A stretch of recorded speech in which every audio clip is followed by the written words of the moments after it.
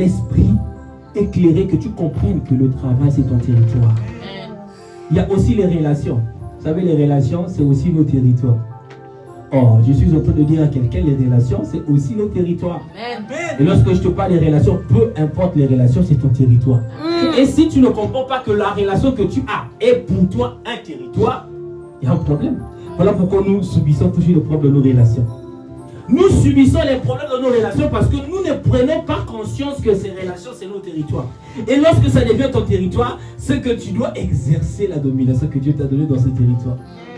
Oh, je suis en train de dire à quelqu'un dans les familles qui sont en train de rentrer dans des disputes, des conflits, je brise ces choses au nom de Jésus. Je suis en train de rétablir les relations familiales maintenant au nom puissant de Jésus. Amen. De Jésus-Christ. Famille divisée. Mais tu es dans ton territoire, tu acceptes que la famille se sépare. C'est quoi ce problème? Je disais, lorsque je suis en train de te donner la définition d'un territoire. Donc, premièrement, un territoire, c'est un espace de responsabilité. Ton espace à toi, de responsabilité. Deuxièmement, c'est ton espace d'influence. Je suis en train de te parler de ton espace d'influence, ton comportement. Ton comportement aussi est un territoire. Je vais t'emmener un peu plus loin, tu vas comprendre. Vous savez que le comportement de chacun de nous devient un territoire. Tes décisions, c'est ton territoire. Ton témoignage, c'est ton territoire. Je suis en train de dire à quelqu'un, il y en a ceux-là qui ont raté de grandes choses parce qu'ils ont pris une mauvaise décision. Et si tu ne prends pas conscience des décisions que tu dois prendre au bon moment et au bon lieu, tu auras comme impression que tu es en train de reculer alors que les autres avancent. Ton témoignage devient pour toi un territoire. Tu dois garder un bon témoignage. Quel est ton témoignage? Demain, tu veux devenir grand.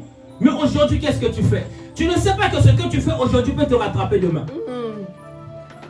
Un homme qui est appelé à la grandeur fait sur son témoignage. Un homme qui est appelé à aller loin fait sur son témoignage. Je suis en train de dire à quelqu'un. Est-ce que je parle à quelqu'un ce soir? Je te dirai encore. Intérieurement, c'est que spirituellement, tu dois dominer sur tes pensées. Les pensées deviennent aussi ton territoire. Dieu dit à Caïn, Genèse 4, le verset 7. Le péché se couche à la porte, mais toi domine sur lui. En fait, Dieu nous demande de dominer sur le péché. Mais nous avons l'aide du Saint-Esprit pour faire cela. Mais combien de fois tu as essayé de prendre le dessus sur ce péché-là? Toi, tu te dis c'était un péché mignon. Vous savez, des péchés, quand tu le fais, tu dis... ce péché-là, vraiment. Des fois, vous savez, les gens se font la cigarette. Là, son proche essaie de dire, ah, vraiment, t'as la cigarette. Des fois, ça me fait oublier des choses. Toi, tu me dis encore, tu laisses la cigarette. À un moment, il dit, ah, moi, je préfère seulement laisser. Moi, je connais les frères musulmans qui mangent pas le porc, mais vraiment, la cigarette avec l'alcool, c'est un problème. Hein. Mais quand tu parles le porc, non, ça, c'est de le Coran. Mais frère, mais la cigarette, tu prends encore l'alcool. Et c'est comme les chrétiens, des fois, on choisit le péché. On se dit ça, oh, ça. Tu commences même à trouver des formules. Le péché veut te contrôler. Le problème du péché, c'est de te contrôler. Le péché a la capacité de te contrôler, diriger ta vie, de t'emmener plus loin.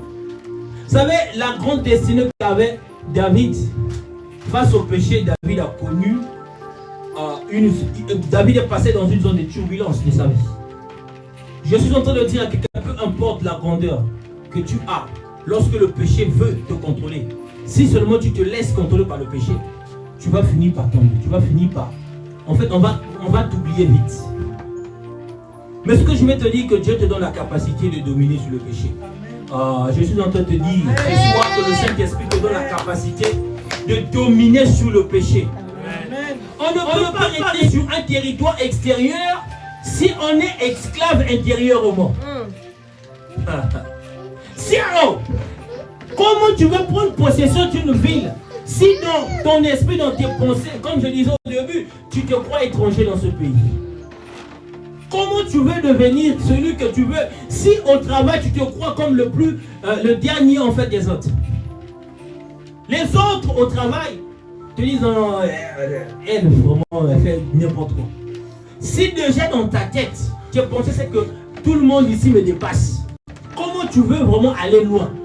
Est-ce que je parle à quelqu'un? On ne peut pas régner sur un territoire extérieur si on est esclave intérieurement. Je suis en train de dire que la dépression ne sera pas ton partage. Amen. Je suis en train de déclarer que la dépression n'est pas ton partage ce soir au nom de Jésus. Oh, les chrétiens dépression, toujours dépression. À un moment donné, il faut qu'on compresse la dépression. Amen. Alléluia.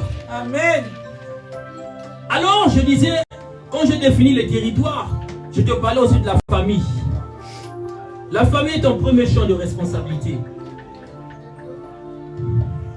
Et pour que tu puisses arriver vraiment à dominer sur ta famille, la première des choses, il faudrait que tu sois un grand modèle. Tu ne peux pas exiger ce que tu n'es même pas toi-même, ce que tu ne vis pas. Tu demandes à tes enfants d'aller à l'église, toi-même tu ne pars pas à l'église. C'est un problème.